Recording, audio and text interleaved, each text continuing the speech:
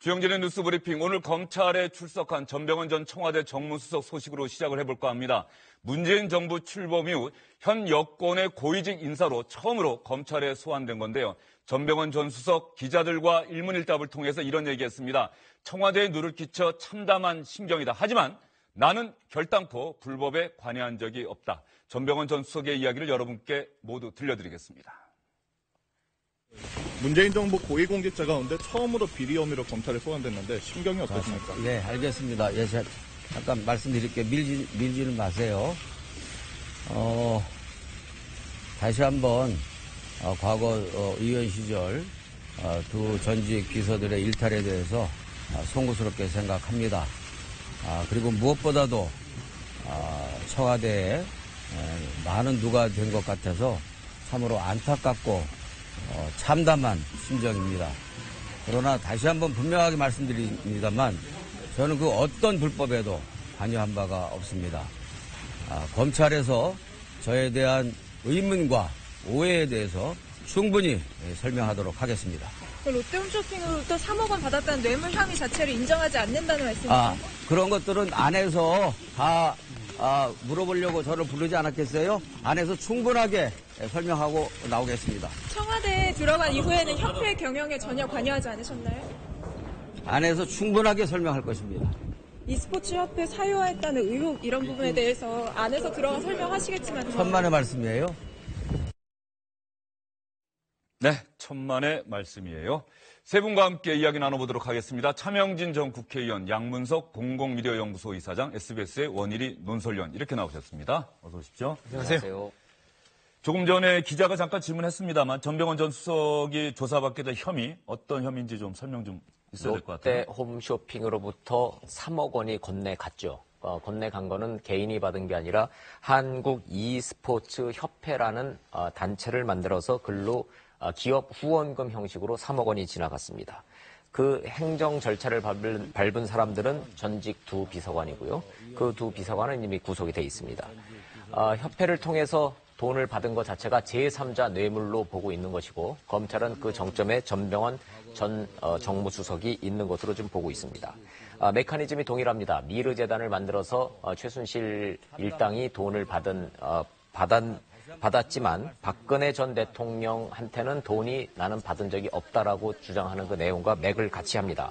메커니즘이 동일하다는 이유로 검찰은 전병헌 전 수석에 대해서 제3자 뇌물죄로 영장을 청구할 것으로 알려졌습니다. 그 메커니즘이 비슷하다 이 얘기도 검찰 안에서 나온 얘기입니까? 미르재단과 비슷한 메커니즘을 갖고 있다는 그 얘기가 검찰 안에서 공식적인 브리핑에서는 나오진 않습니다만은 구체적인 프레임 자체가 이 돈이 흘러가고 그 돈의 성격에 대한 법률적 판단 자체를 판단하는 그 기준이 맥을 같이 한다. 이런 내용은 지금 직간접적으로 나오고 있습니다. 전병헌 전 수석 입장에서는 만약에 그런 분석이 나온다고 한다면 절대 동의하지 않을 것 같아서. 그래서 나는 불법에 관여한 적이 없다라고 하는 내용이 내 주머니로 돈 들어온 것은 없다라는 것을 전병헌 전 수석은 강조하고 있는 것입니다. 어쨌든 간에 검찰이 말이죠. 차명진 전 의원님. 검찰이 직전까지 청와대 정무수석을 지낸 고위직 인사를 불렀다. 이건 혐의 입증에 자신이 있기 때문에 불렀다. 이렇게 봐야 되는 것 아닐까요? 어떻게 보세요? 글쎄 요즘 검찰이 하는 걸 보면 특별하게 혐의가 입증에 자신이 있어서만 부른 것 같지는 않고요. 여러 가지 정황을 고려해서 불렀을 수도 있어요. 그러니까 제 얘기는 앞으로 1년 후에 어떻게 판결이 날지는 현재 검찰이 하는 행태로는 잘 모르겠다. 왜? 검찰이 현재 전병헌 수석을 수사하는 걸 보면 두 가지 차원에서 의혹이 생겨요. 하나는 이 전병헌 수석에 관한 얘기는 소문은 몇 년 전부터 돌았거든요. 그런데 그것을 검찰이 수사를 안 하다가 왜 하필 지금 하느냐. 여기에 대해서 좀 석연치 않은 점이 있고 두 번째는 현재 검찰에서 그 야당에 관해서는 거의 정권의 운명을 정당성을 좌우지우지할 어떤 댓글 사건이나 특수활동비 사건을 가지고 엄청나게 압박하면서 전병헌 의원 비서관에 관한 어떤 개인적인 비리로 그것을 그 모양을 맞추려고 하는 것 아니냐. 좀 그러기에는 좀 너무 약하다. 그래서 이런 두 가지 측면에 있어서 좀 야당에서 볼 때는 이 문제를 지금 앵커께서 보시듯이 이렇게 별로 심각하게 생각 안 합니다. 야당에서 말입니까? 예. 야당에서는 심각하게 생각하지 않는다는 그 말씀 좀 이해가 어려운 게요. 그렇다고 한다면 야당 일가에서 나오는 주장들은 전병헌 전 수석을 불러서 가령 검찰이 사법 처리하면서 이른바 야권에 대한 전방위 사정을 하려는 것 아니냐 이런 의구심을 또 이런 긴장감을 야권에서 나타내고 있는데 지금 긴장 안 하고 있다, 놀라지 않다 그렇게 말씀하시니까 좀 뜻밖입니다. 그거는 이제 야권에서 일정하게 이제 뒤가 구린 사람들 얘기고 전체적으로 여대 야의 어떤 소위 말하는 세력 구도를 놓고 볼 때 전병헌 수석에 관한 어떤 수사는 현재 정말로 야권에서 검찰이 손대야 될 그런 수사의 범위를 벗어난 거죠. 예. 야권 사정을 잘 알고 있는 차명진 전 의원의 생각이 그렇다는 말씀을 이해를 하고요. 양문석 이사장의 생각은 어떻습니까? 네, 검찰의 초기 수사, 그러니까 한국일보에 흘리고 그 다음날 보도가 나고 흘렸던 그날이 현직 검사가 또 자살하는 날. 그래서 기본적인 오비일학의 의심을 받을 수밖에 없었던 사건입니다. 하지만 백번양보에서 소위 말하는 살아있는 권력이고 집권 초기입니다. 그리고 대통령 친인척의 문제도 아니고요. 사실상 대통령 친인척의 문제를 집권 초기에 들어가는 경우는 노무현 대통령 시절부터 계속 종종 있어 왔었지만 실제 정무수석이라는 살아있는 권력을 건든 경우는 없었거든요. 무슨 이야기냐면 살아있는 권력을 검찰의 중립성을 강조하기 위해서 건든다? 심지어 박근혜 정부 때 일어난 일을 박근혜 정부도 수사하지 않았던 내용을 문재인 정부에서 건든다? 이런 측면에서 본다라면 이 문제는 검찰에서 명확하게 정치적 판단이 아니다라는 이 평가를 해줄 만한 부분입니다. 자, 살아있는 권력 정무수석을 갖다가 자리에서 떨어뜨리고 소환을 했습니다. 이것은 현재 문재인 정부의 정통성과 그다음에 도덕성에 심각한 타격을 줄 수밖에 없습니다. 그럼에도 불구하고 이 부분들을 청와대 민정수석실에서는 허용을 하고 있고, 그리고 대통령도 여기에 대해서 아무 말도 하지 않고 있고, 비서실장도 일정하게 자리와 거리를 두고 있는 상황이라면 현재 검찰이 가지고 있는 기본적인 일련의 수사 과정에 있어서 전병헌 전 수석을 불렀다라는 것은 말 그대로 걸리는 대로 적폐들은 쳐내겠다라고 하는 의지의 표명이지 이 부분들을 정치적으로 해석할 수 없는 부분이다. 그 다음에 두 번째, 이제까지 우리가 검찰을 너무 정치적으로 많이 해석해 왔던 것들이 있어요. 그렇기 때문에 기본적인 평론이나 정치 해설들이 또다시 검찰의 정치적 행위의 연장선상으로 여야 균형 맞추기 아니냐 이런 분석 지금 말씀하시는 그렇죠. 거죠? 여야 균형 맞추기 아니냐, 그다음에 새로운 사정을 위한 희생양 아니냐라는 이런 여러 가지의 검찰의 정치성에 대한 부분들 자꾸 전제를 하고 이제 문제를 바라보기 때문에 이런 해설이 나올 수 있는데, 정치성을 전제를 하고 보면 볼수록 이건 불가능한 수사였어요.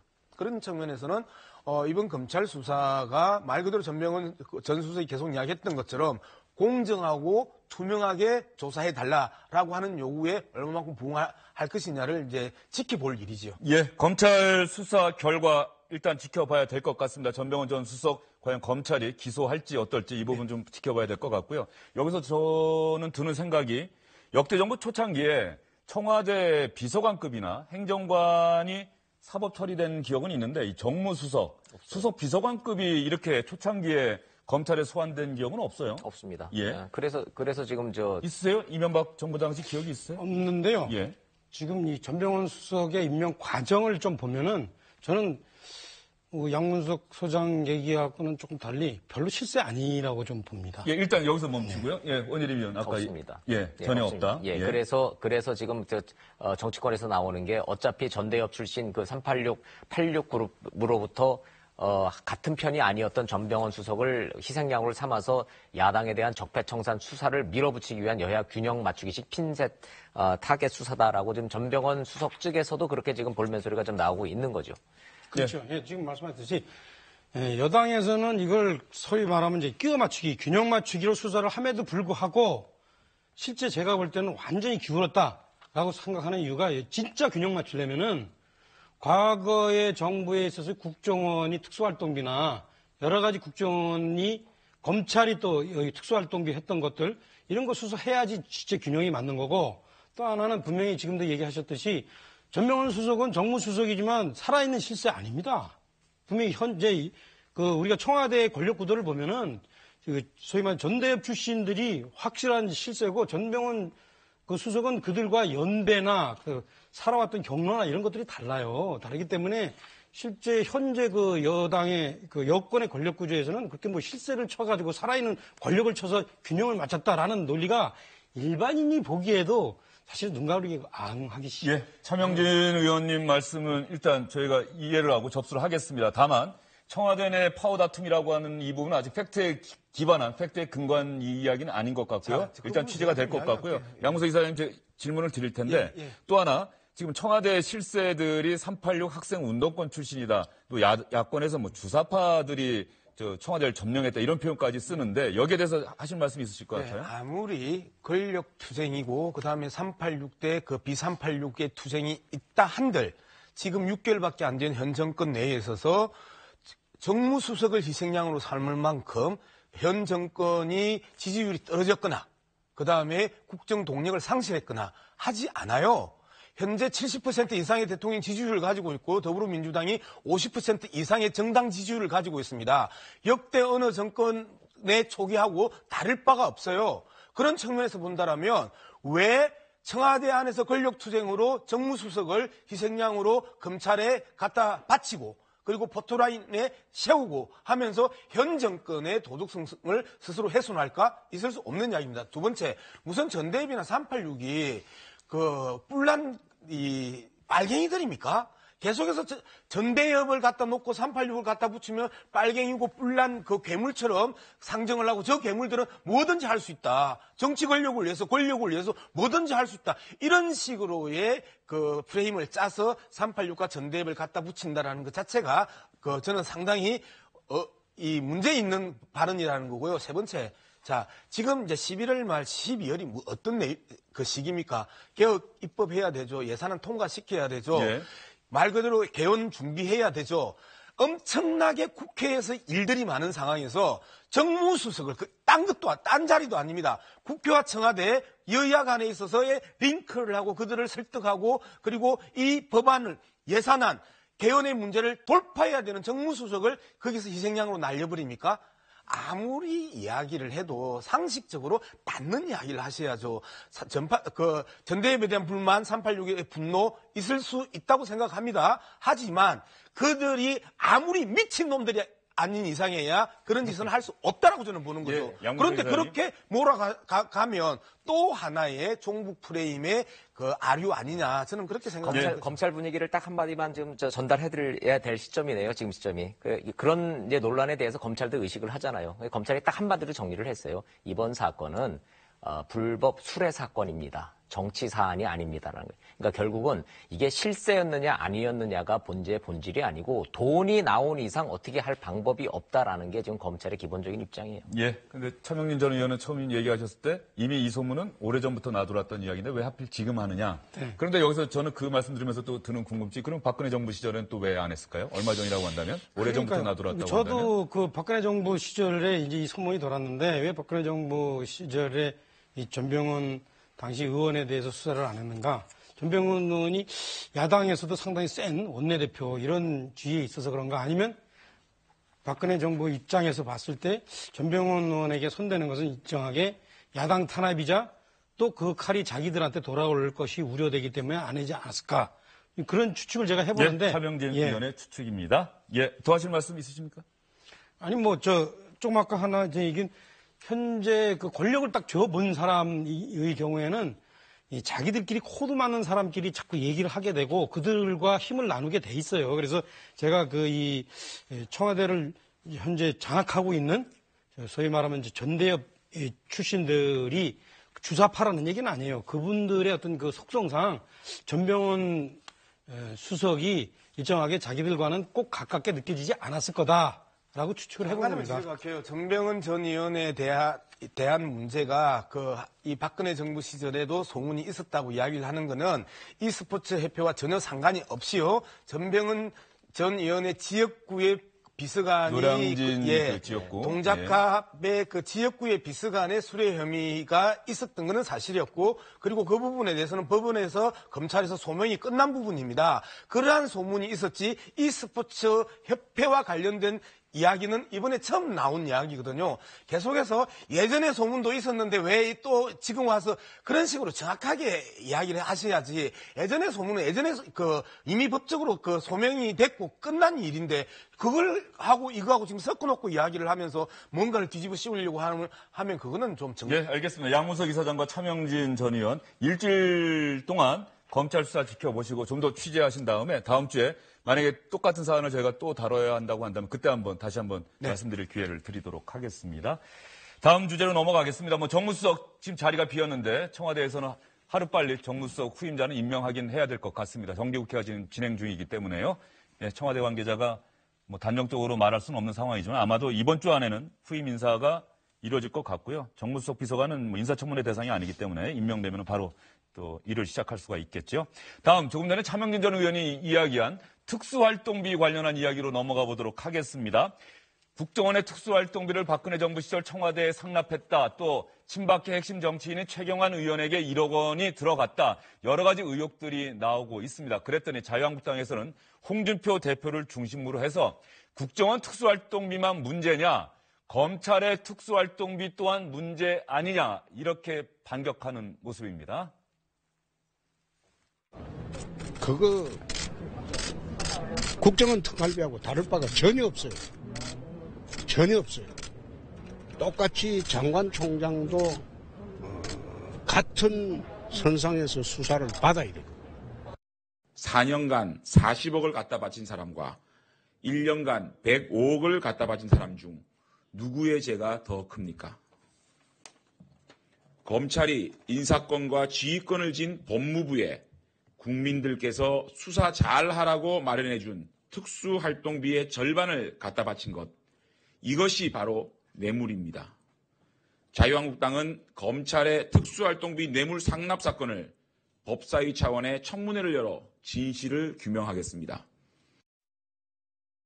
진실을 규명하겠다. 그러면 자유한국당 홍준표 대표가 문제 제기하는 근본적인 핵심이 뭡니까? 검찰의 특수활동이 뭐가 문제라는 얘기예요? 저게 지금 양쪽에 말하는 내용을 들으셔도 이제 시청자 여러분들이 좀 이해를 잘 못하실 텐데요. 2017년 기준으로 이른바 법무부의 특수활동비 예산이 285억 원이에요. 자, 법무부 특수활동비가 285억 원. 올해 기준에 조금씩 매년 바뀌기는 하는데 그중에 105억을 띄워놓고요. 법무부 몫으로 띄워놓고 180억 원을 대검으로 내려보냅니다. 이게 이른바 특수수사비예요.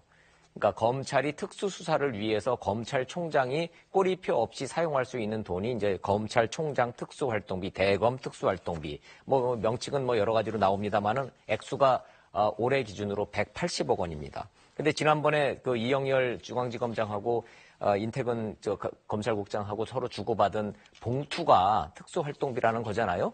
자, 결국은 대검에 내려갔던 185억 중에 100억 정도, 상당한 액수가 지금 이제 도로 이렇게 서로의 교차하는 경력금 형식으로 주고받은 것 때문에 문제가 됐죠. 그때는 이제 구속은 안 됐고, 그때 다 그냥 면직하고 옷 벗기는 걸로 말았는데, 홍준표 대표의 논리는 이거예요. 법무부의 285억 원은 특수활동비이기 때문에 전부 내려보내야 되는데, 그거를 180억만 내려보내고 105억은 남겨놓은 것은 이거는 상납받은 거 아니냐. 검찰로부터 상납받은 구조와 마찬가지다. 이게 메커니즘이 똑같은 거다. 그래서 법무부 장관하고 검찰총장도 같이 조사하고 처벌해야 된다. 이런 게 지금 홍준표 대표와 지금 야당의 주장입니다. 네, 홍준표 대표 이야기는 박근혜 정부 시절 국정원의 특수활동비 40억 원이 청와대에 상납됐다는 건데 법무부와 검찰은 이런 논리로 따지면 한 해에만 100억 원이 넘는 돈을 상납하는 거나 다름없다. 뭐가 더 큰 문제냐. 이렇게 주장하는 것 같은데요. 양문석 이사장님 생각 궁금합니다. 자, 어디에 어떻게 썼느냐.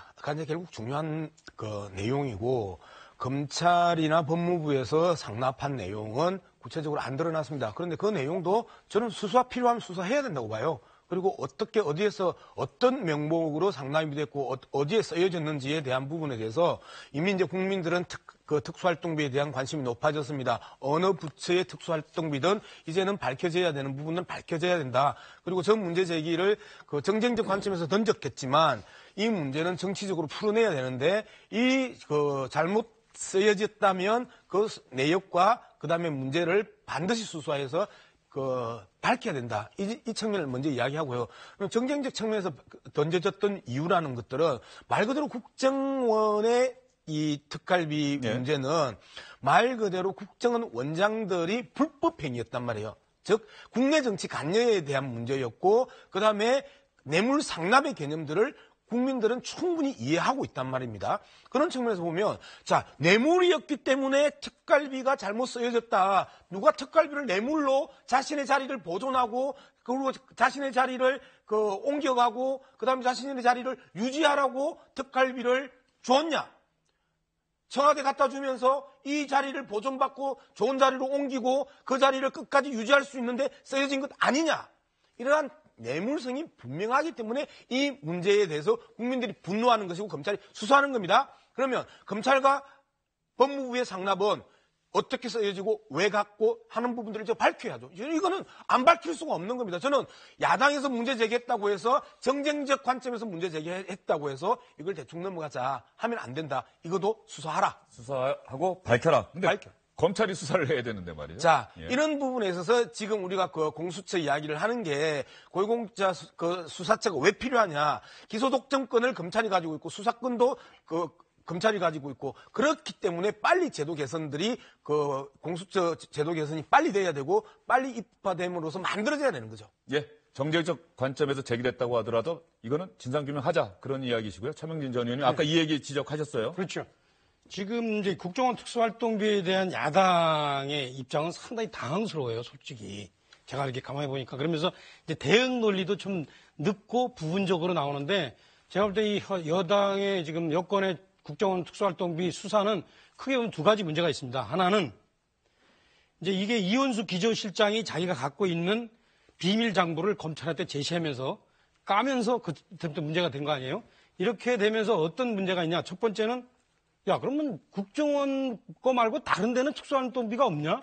우리가 사실은 그동안도 많이 알고 있고 들어서 관행적으로 알고 있는 건 뭐냐면 야, 국정원 특수활동비는 딴 데도 숨겨 있더라. 그런 얘기도 들은 바 있고요. 또 지금 이번에 얘기가 나온 게 검찰의 특수활동비는 사실 법무부에서 다 많이 쓴다고 그러더라. 그래서 이번에 이영렬 검사도 사실은 이제 법무부 국장한테 금일봉을 주면서 이게 일종의 상납 아니냐 이런 얘기가 여권에서 나온 얘기입니다. 이제 이런 것이 하나 있고 이 문제에 대해서 지금 이제 이 문제를 제기를 하고 있어요. 근데 두 번째 더 중요한 게 있어요. 지금 야권에서 문제 제기 안 하는 게 뭐냐면 이원수 기조실장이 자기가 갖고 있는 정보를 깠단 말입니다. 그러면 다른 장부는 안 깠는가? 쉽게 얘기하면 여죄는 없는가? 우리가 다른 정부 때 국정원 특수활동비는 제대로 쓰여졌는가 이런 의문이 당연히 나올 수밖에 없는 거예요. 이현수 전 기조실장이 이전 정부 것까지 갖고 있을 가능성? 그러니까 이현수 그 실장이 아닌 예. 다른 사람들이 이제 현재 갖고 있는 예. 소위 말하는 국정원 장부가 있지 않는가 그런 부분들에 대해서도 그러면 수사를 해야지 이게 형평성이 있는 거 아닙니까? 실제 우리가 흘려나오는 얘기들이 있잖아요. 국회의원들이 이제 국회에서 일정하게 이제 면책 특권이 있으니까 하는 얘기들이 있지 않습니까? 뭐 어느 정부 시절에는 뭐 북한에다가 뭐 국정원 특수활동비를 갖다 줬다. 대통령 부인이 뭐 이거를 썼다. 이런 얘기가 있는데 이런 것까지 다 조사를 해야죠. 아니, 예, 그 카더라 부분까지 통신까지 조사를 해야 된다. 예. 예, 카더라 통신까지 모두 다 싸잡아가지고서 다 뭐 까발겨보자 이렇게 하는 거는 현실성이 없는 거고 말이 안 되는 얘기고요. 검찰로 이게 지금 확산될 거냐 말 거냐 특수활동비 문제가 되는 데 있어 문제가 되는 거는 뭐냐면은 법무부가 105억을 남겨놔요. 법무부 자체의 특수활동비로. 그러면 그게 교정본부 예산으로 지금 10억이 떨어져 있고요.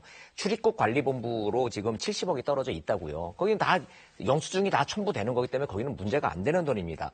법무부 장관과 검찰국장의 특수활동비는 연 25억밖에 되지 않습니다. 지금 야권에서 문제 삼고 있는 거는 대검에 내려보낸 180억은 말 그대로 대검에서 특수수사를 하는데 필요한 수사비로 특수수사비로 쓰여야 될 돈을 경여금 형식으로 봉투 형식으로 서로 주고받은 그 액수를 문제 삼고 있는 건데 그거 전체를 105억을 이거를 특수활동비가 상납됐다라고 하는 거는 그거는 좀 어폐가 좀 있어 보여요. 다만 그거 아세요? 경찰청장의 특수활동비가 얼마인 줄 아십니까?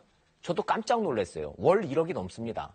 그런데 문제가 되질 않아요. 왜? 국회에서 철저하게 그 영수증을 감시하고 있는 거예요. 그 경찰청장이 돌아다니면서 각 기동대에 내려주는 경력금만 해도 다 영수증 첨부가 되기 때문에 사용 내역이 투명하면 특수활동비는 액수가 많아도 문제가 안 되는 근데 겁니다. 특수활동비 그 영수증 첨부해야 됩니까? 특수활동비가 원래 특수활동비의 기본적인 본질이 영수증 없이 사용할 수 있도록 사용할 하는 수 건 아니에요? 없게 돼 있는 예. 거죠. 다만 거기서 이 기동대 이 경찰청장이 이제 직접 들은 얘기예요. 예. 경찰청장이 돌아다니면서 직접 기동대에다 경력금을 낸 것 같은 경우에는 떳떳하니까 영수증 첨부한다는 거예요. 예, 예. 검찰총장이 수사팀한테 내려보내는 돈은 다 소명한다는 거예요. 다만 소명하지 못하는 돈이 연간 수십억, 수백억이 된다는 국정특수활동비는 이거는 문제라는 거죠. 국회나 어디로부터 감시받는 데가 없잖아요. 이거 미국하고 비교해보면 말이 안 되는 얘기가 벌어지고 있는 거예요, 예, 지금. 어쨌든 법무부 대변인이 저 SBS 법조팀 기자에게 해명을 한 내용을 여러분께 말씀드릴게요. 특수활동비는 검찰에서만 쓰는 돈이 아니라 정보나 보안 활동에 쓰는 돈인데 법무부에서도 그런 활동에 쓰고 있다. 그리고 통장 주인이 법무부인데 왜 검찰에 돈을 넘겨줬다가 다시 받느냐. 우리가 검찰에 특수활동비 내려주는 거다. 야당의 의혹 제기에 대해서 법무부 입장은 이렇다는 얘기 여러분께 전해드리고요. 이제 야당에서 이렇게 검찰의 특수활동비를 건드리고 문제 제기하니까 민주당에서는 홍준표 자유한국당 대표가 과연 그런 말할 자격이 있느냐 하면서 홍준표 대표가 예전에 원내대표 시절에 특수활동비를 사적으로 썼다. 이렇게 스스로 얘기하지 않았느냐. 오히려 역공에 나서는 그런 모습도 보이고 있습니다. 홍준표 대표님의 여러 말씀들이 참 좌충우돌 현란합니다. 법무부 특활비를 말씀을 하시는데요. 아시다시피 검찰은 예산과 관련된 편성권을 갖고 있지 못한 외청입니다. 거의 유일한 외청인데요. 그 법무부와 검찰의 예산 편성권과 집행권은 법무부가 갖고 있습니다. 그 지적하는 특활비 역시 법무부가 갖고 있다, 검찰에 내려준 뒤에 상납을 받는 그런 구조가 아니고 법무부가 갖고 있는, 그래서 법무부가 본연의 기능을 수행하는 과정에서 처음부터 떼고 내려주는 구조입니다. 따라서 상납이라는 표현 자체가 맞지가 않습니다. 더군다나 검찰 사무를 대신해서 범죄 수익 환수와 같은 그러한 기능을 수행하기 위한 비용이고 그 규모도 보도되는 것보다는 훨씬 작은 규모로 알고 있습니다. 네, 박범계 의원이 법무부 해명을 뒷받침하는 얘기했고요. 민주당 부대변인 이야기 들어보시죠. 검찰의 특수활동비를 문제 삼고 있지만 설마 박근혜 정부와 같이 현금을 007 가방에 담아서 전달하기야 했겠습니까? 국민들은 홍준표 대표가 한나라당 원내대표 시절에 운영위원장을 맡고 있으면서 매달 4, 5천만 원의 특수활동비를 받아서 부인에게 생활비로 주었다고 고백했던 것을 기억하고 있습니다. 지금은 권력기관이 제자리를 찾아가는 중이고 비정상이 정상화되어가는 과정입니다. 홍준표 대표는 조용히 1억 원 뇌물수수 혐의에 대한 대법원 판결이나 기다리고 있으십시오. 그러면 홍준표 대표가 도대체 과거에 어떤 얘기를 했길래 민주당에서 이 발언을 고리로 해서 공격에 나섰던 것일까요? 홍준표 대표의 예전 이야기 들려드리겠습니다. 원내대표는 국회 대책비가 나옵니다. 내 활동비 중에서 남은 돈은 내 집 생활비로 줄 수 있습니다. 그래서 그런 주는 돈을 전부 집사람이 현금으로 모은 거예요.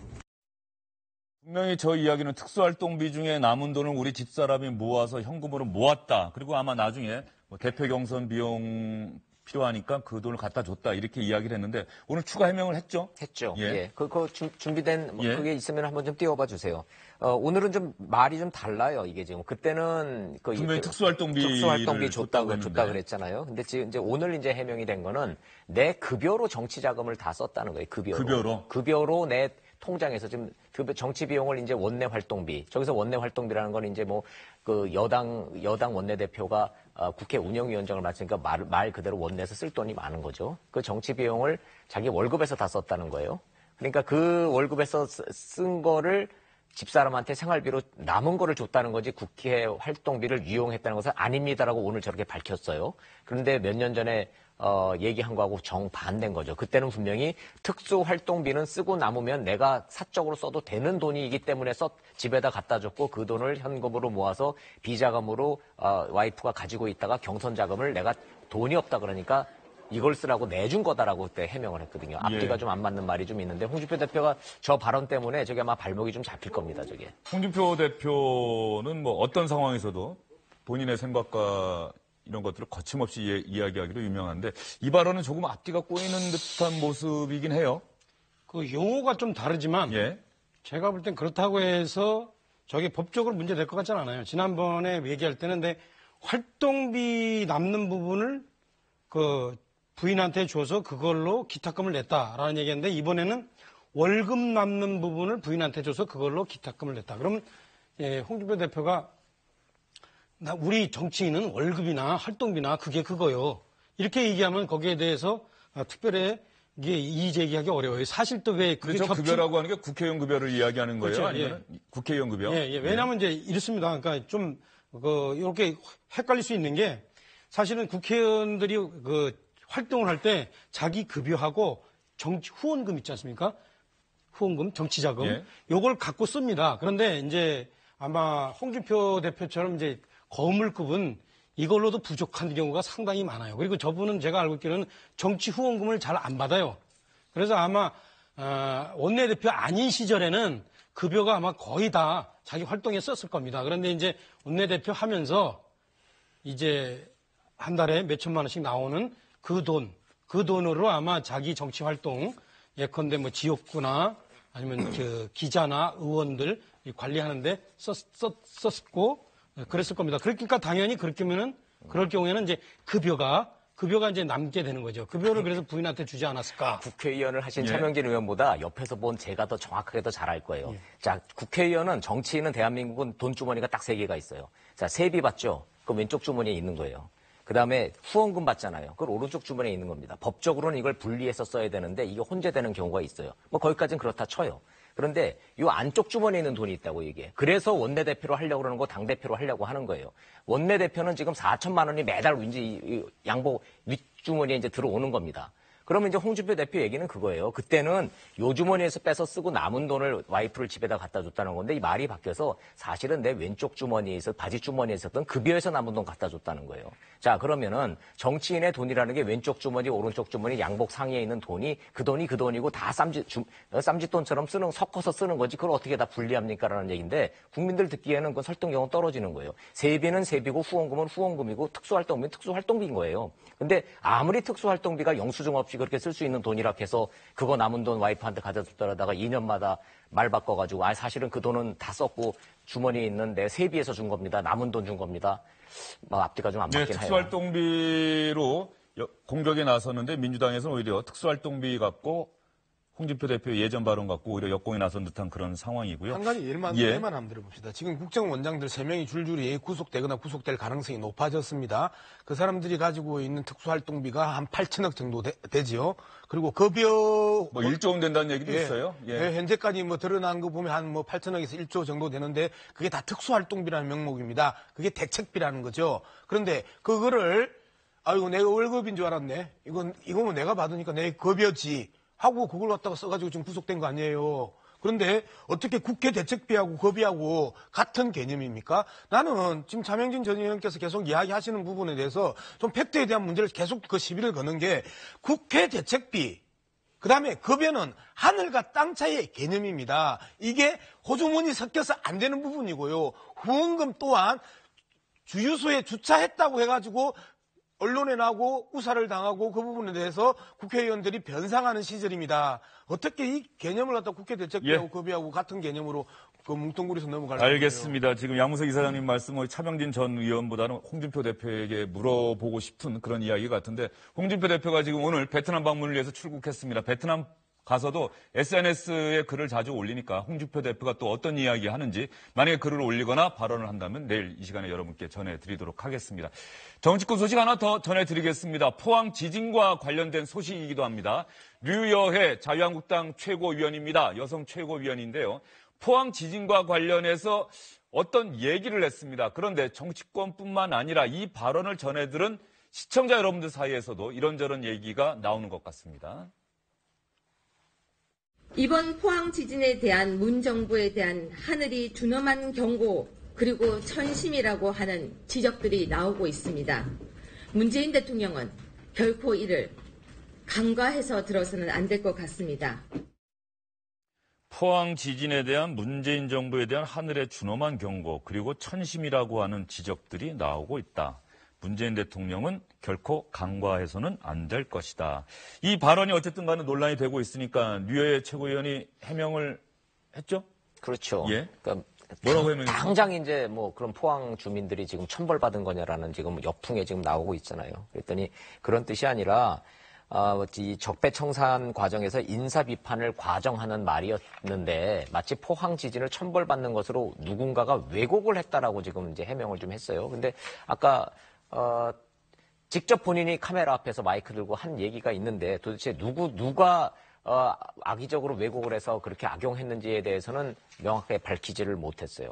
자, 그래서 이거 지금 유효의 최고위원의 저 발언이 지금 자유한국당 내부에서도 이건 역풍불만한 지금 너무 오버한 발언이다. 이런 지금 비판의 목소리가 좀 높습니다. 예, 저도 이 발언 직접 듣지는 못했는데 제가 지난 주말이나 휴일에 들은 얘기로는 천벌이라는 표현으로 들었단 말이죠. 그래서 아마 그 천벌 때문에 유해 최고위원도 나는 결단코 그런 단어를 사용한 적이 없다라고 해명을 한 것 같고요. 여기 보면 천벌이 아니라 본인은 천심이라고 얘기했다는 천심이라고 거예요. 하는 지적들이 나오고 있다. 이렇게 이야기를 했다는 거죠. 그런데 어쨌든 민주당에서는 유해 최고위원 지금 포항 지진 때문에 얼마나 많은 분들이 불안해하고 정부에서도 이분들 위해서 애를 쓰고 있는데 이런 발언을 할 수 있느냐.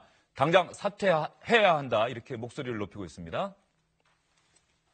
귀를 의심하지 않을 수 없습니다. 어떻게 공당의 최고위원이 공식석상에서 이렇게 무책임한 말을 할 수 있단 말입니까? 이에 대한 비난이 쏟아지자 천벌이라는 말을 하지 않았다고 변명하면서 가짜 뉴스에 엄중히 대응할 것이라고 하였습니다. 완전한 동문서답이고 마이동풍입니다. 유여의 최고위원은 포항 시민에게 사과하고 최고위원직을 사퇴하기 바랍니다. 차명진 전 의원님, 류해 최고위원 발언에 문제가 있다고 생각하십니까? 그렇죠. 과거에 우리 잘 기억하잖아요. MB 때나 뭐 박근혜 대통령 때 비 안 오면은 대통령 때문에 그랬다고. 그런데 이제 그런 생각들이 사실은 이제 합리적이지 못한 거죠. 그러니까 이 사람들이 하는 일을 하늘의 뜻으로 보는 일종의 샤머니즘적인 생각. 더더군다나 이제 공당의 최고위원이 그런 얘기하면은 좀 곤란하잖아요. 그러니까 일반 뭐 네티즌이나 일반 뭐 할머니, 할아버지께서 혹시 그런 얘기하면은 아유 뭐 그런 얘기 하십니까? 이렇게 하지만 공당의 최고위원이 그런 얘기하는 거는 좀 과했다 이런 생각이 듭니다. 예, 양문석 이사장님도 지나쳤다, 잘못했다 이렇게 생각하시는 하늘이 내리는 경고가 사실상 천벌이잖아요. 그래서 뭐 이제 천벌이라는 표현을 쓰느냐 안 쓰느냐는 중요하지 않다. 유해 최고위원이 계속해서 이제 맨발로 전당대회를 했고 그 다음에 전당대회 때 연설을 맨발로 했다 지금 화면에 나오는 모습, 것처럼요. 그다음에 뭐 빨갱이 관련해서 유튜브 모습, 그다음에 얼마 전에는 또 태극기 집회 가가지고 얻어맞는 모습, 그다음에 이제 천벌과 관련된 논란. 유해 최고위원이 새누리당에 있어서 계속해서 언론의 중심에 서 있습니다. 그리고 말을 던질 때마다 사회적 파장을 키우는데요. 저는 좀 안타까운 부분이 그겁니다. 저런 발언들이 당 지지율 상승에 도움이 되냐라는 겁니다. 현재 18%라는 정당 지지율의 박스권 안에서 계속 그 새누리당, 자유한국당이 벗어나지 못하는 것들이 홍준표 대표나 유해 최고의 저러한 이 상계에 벗어나는 그 발언들, 저런 것들이 오히려 지지율 상승의 발목을 잡고 있지 않는가 그런 생각들을 해봅니다. 그런데 시청자 여러분들께서 저도 사실은 그 유해 최고위원을 잘 몰라요. 어떤 정치인입니까? 뉴페이스죠. 예. 대선 과정에서 그 홍준표 대표를 돕는 지난 5월 대선 과정이요. 예. 합동 연설회부터 이제 깜짝 스타가 됐어요. 그때 처음에 나와서 류효혜가 누구지? 그랬을 때 나갔을 때 이제 지금 저 화면에 나오는 저런 쭉 프로필을 좀 갖고 있습니다. 사실은 잘 몰랐던 거는 이해운 전 대표 탈당으로 서초갑이 지금 비면서 자유한국당의 서초갑 당협위원장으로 지금 이제 활동을 좀 하고 있어요. 저는 그때 처음에 등장했을 때 한마디로 딱 정리를 했을 때 그랬었죠. 류효혜 자유한국당의 남자 홍준표다. 막말로 하기로 따지면 류효혜를 이길 사람이 앞으로 없을 것이다. 제가 그렇게 예언을 한 적이 있는데 오히려 홍준표 대표가 말 조심시키고 너무 오버 액션 하지 말라라고 이 말릴 정도로 류효혜 최고위원의 입 때문에 당이 안팎으로 매우 시끄럽습니다만은 본인은 그것이 컨셉이라고 그러네요. 법률가입니까? 아닙니다. 수원대 사법대 겸임교수를 했다고. 예, 겸임교수를 했다고. 대법원 재판연구관 경력이 있던데요? 예, 그렇게 돼 있고 사법연구원 근무 경력이 있어요. 예. 대부분의 사람들이 착각을 해서 사법연수원 교수로 착각을 하죠. 사법연수원하고 사법연구원하고는 완전히 다른 기관이고요. 뭐 시민 로스쿨 그 출신들 배출하는 그런 데서 교수를 한 적은 있습니다만은 법률가 출신으로 볼 수는 없습니다. 예, 류효혜 최고위원 포항 지진과 관련해서 문재인 정부에 대한 뭐 하늘의 경고다, 천심이다 이런 지적이 있다 이렇게 이야기를 했는데 혹시라도 포항에 살고 계시는 분들이 분노하고 계시다 뭐 이런 이야기 들으면 보다 적극적으로 보다 정확하게 해명을 해야 될 것 같습니다. 류효혜 최고위원의 발언 어쨌든 두 분께서 다 문제가 있다고 말씀하신 거 기억하겠습니다. 오늘 말씀 여기까지 듣겠습니다.